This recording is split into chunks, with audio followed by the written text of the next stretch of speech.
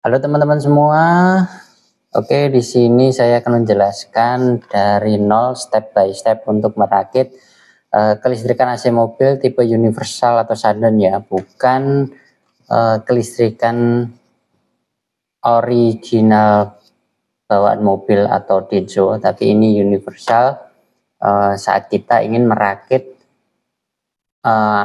AC baru atau merakit kelistrikan AC dari nol. Ini tipe universal, jadi tidak memakai modul atau dikontrol ECU. Oke, sini saya akan menjelaskan step by step dari nol, dari awal kita menarik kabel ya. Oke, disimak, semoga bermanfaat. Jangan lupa untuk like video ini dan subscribe bagi yang belum. Oke teman-teman, langsung ke pembahasan. Di sini sudah saya gambarkan beberapa komponen pada sistem kelistrikan AC mobil. Ini bagian blower dulu ya. Jadi tentunya aki pasti ada di setiap mobil. Terus ini adalah kunci kontak ya. Ini simbol sekring. Ini saklar AC. Ini westan atau resistor. Ini motor blower. Westan. Oke, kita mulai by step dari nol. Oke, tentunya pada kunci kontak kunci kontak maksud saya itu pasti ada strom aki plus yang masuk ke kunci kontak. Nah, itu kan ada ACC, ada on, ada ST. ACC untuk aksesoris, on untuk menyalakan kelistrikan mesin, ini untuk start. Nah, untuk merakit kelistrikan AC, kita harus pakai yang posisi on. Jadi, kita cari kabel yang posisi on itu nyala, posisi kontak on nyala, tapi posisi kontak dimatikan, listriknya juga mati. Nah, kita jika sudah ketemu kabel itu, kita ambil dan kita tarik pakai fuse atau sekring. Nah, sekring, kemudian sekring masuk ke saklar AC bagian B. Nah, di bagian saklar AC itu pasti ada kode B, L, M, H, dan C. Ini B ini baterai, L ini untuk blower kecepatan rendah, kecepatan medium, kecepatan tinggi, dan C ini untuk kompresor. Oke, sampai sini teman-teman pasti sudah paham. Nah, kemudian untuk jalurnya, untuk yang L ini kita sambung ke westan bagian L. Nah, di westan ini juga ada kita pakai yang tiga pin, itu pasti ada L, M, dan H juga. Nah, kita ambil seperti ini, sesuaikan. Ini jika kita tarik kabel ke M, ini H kita tarik ke H. Nah, kemudian untuk blowernya, ini motor blowernya ya, kita ambilkan dari yang H. Ini, nah, ini untuk bagian blower sudah selesai. Jadi cara kerjanya nanti saat kita saklar AC posisi L harus masuk ke westan. Westan ini ada hambatan. Terus hambatan ini masuk ke kabel yang menuju blower. Hambatan di sini ini mengurangi voltase yang masuk ke blower sehingga blower terjadi putaran rendah. Nanti medium atau sedang ini juga hambatannya lebih tinggi, maksudnya nanti setelah melewati hambatan voltasenya lebih tinggi, termasuk ke blower. Ini kecepatan sedang. Nah, untuk kecepatan high ini nanti langsung, jadi langsung 12 volt masuk ke blower. Maaf, ini saya kasih lebih jelas 12 volt. Ini yang masuk ke sini nanti ini 12 volt. Kalau di sini mungkin sekitar 7 volt ya, tapi saya belum pernah ukur secara detail karena setiap westan pasti ukurannya itu beda-beda. Intinya ini mengurangi strom yang masuk ke blower. Oke, ini sudah jelas kan dari step by stepnya, dari kontak, fuse, saklar AC, westan dan motor blower. Oke, ini untuk bagian blowernya. Kemudian saya lanjutkan ke bagian kompresor dan extra fan. Ini sebentar, saya skip dulu, saya gambarkan skemanya. Oke teman-teman, lanjut ke jalur bagian kompresor dan extra fan. Di sini saya simbolkan ini termostat, ini LPS, ini relay pakai yang 4 kaki. Terus ini kompresor, ini extra fan ya. Jadi dari saklar AC kode C atau kompresor kita tarik ke termostat. Setelah dari termostat kita tarik ke LPS. Dari LPS kita sambung ke relay 86.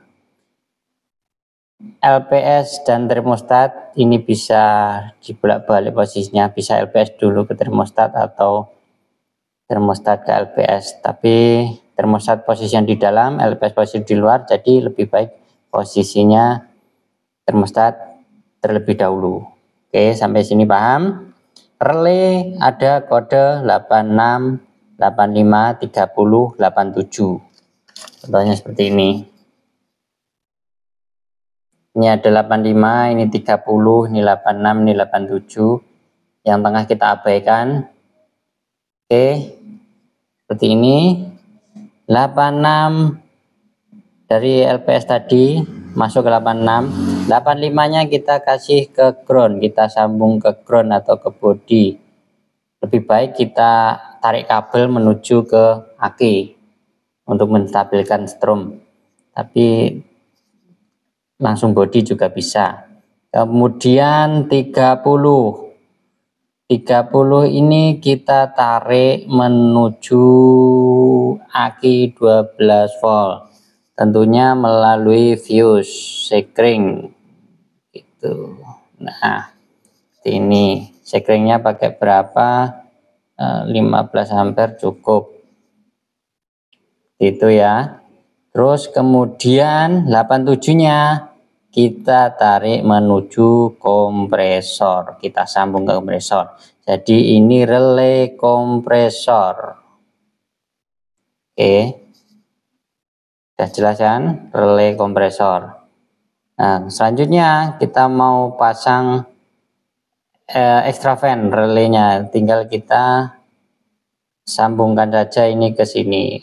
86, 85-nya juga sama, kita kasih ke ground, ke body. 30-nya kita ambilkan ke aki 12 volt bagian plus, kita kasih sekring juga 15 ampere.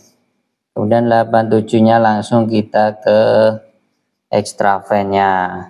Nah di sini ini banyak yang kurang teliti atau efeknya sangat besar. Jadi saat kita mengambilkan ground untuk extra fan ini lebih baik kita tarik kabel menuju ke aki ya. Kita sambung ke ground sini, ke negatifnya. Kalau dikasihkan ke body itu terkadang membuat relay cepat panas atau sekring cepat panas. Karena apa? Kita nggak tahu bodinya atau sasisnya itu menghantarkan strumnya stabil atau enggak, atau full atau enggak. Jika enggak full maka beban akan menjadi beban yang positif, terutama di relay dan sekring. Jadi kurang lebih seperti itu. Nah untuk termostat teman-teman tentunya sudah tahu ya, termostat di sini umumnya model seperti ini untuk sensor yang ke evaporator. Ada pipa kapilernya ini nggak boleh dipotong ya. Ini nggak boleh dipotong, ada yang pernah dipotong itu nggak boleh karena di dalamnya ada cairan yang untuk mendeteksi suhu pada evaporator.